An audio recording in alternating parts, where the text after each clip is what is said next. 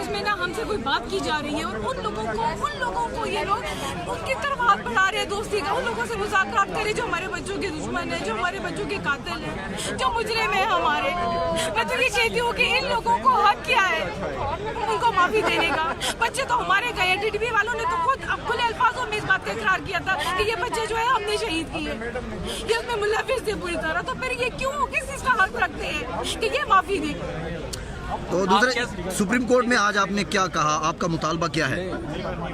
صبح جب ہم یہاں پر آئے تھے تو اس وقت بھی ہم نے یہی کہا تھا کہ جو ہم نے ان کو چیف جسٹس کو ہم نے جو نیمز دیے تھے, جو ہائی اپس کے نیم تھے, زمینوں کے خدا کے نام تھے, وہ ہم نے ان کو دیے تھے کہ ان ہمیشہ اونچے لوگوں کو چھوڑ دیا جاتا ہے اور جو نیچے لیول کے لوگ ہوتے ہیں ان کو پکڑ کے سزائیں دی جاتی ہیں. آپ کو پتہ ہے ان کن لوگوں کو سزائیں ملی ہیں؟ یہ ان لوگوں کو سزائیں ملی ہیں جنہوں نے ان کے آرڈر نہیں مانے, جو اوپر والے دے رہے تھے ان کے آرڈر انہوں نے نہیں مانے اور اس لیے وہ بچے شہید ہو گئے.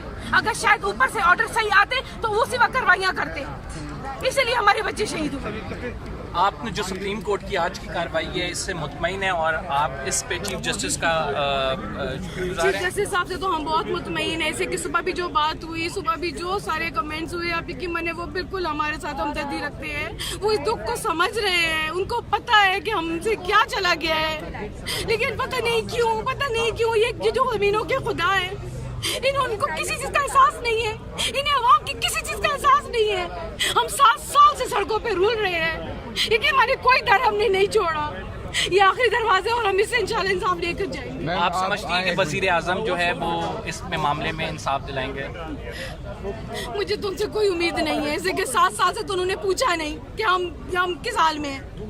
یہ جو کہہ رہے ہیں کہ انہوں نے ملاقات کی, انہوں نے کب ملاقات کی؟ ان سے پوچھے کس طرح ملاقات کی انہوں نے. یہ اسکول جب آئے تھے تو یہ احرام خان کے ساتھ آئے تھے اسکول کی سیر کروانے کے لیے. اس ٹائم بھی میں نے ان کا گریبان پکڑ کے پوچھا تھا کہ بچوں کا انصاف تو دو نا.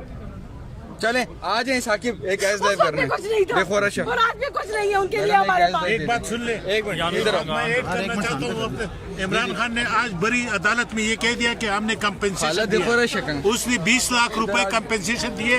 ہم 147 فیملیز 20 لاکھ روپے جمع کرتے ہیں اور وہ ایک بیٹا ہمیں دے دیں. یہ اتنا کہ میں آپ کا وکیل ہوں لیکن اس کے بعد وہ غائب ہوا. ہم 147 فیملیز اس کے لیے 20 لاکھ روپے 20 لاکھ روپے جمع کر لیتے ہیں, وہ ہمیں ایک اپنا بچہ دے دیں.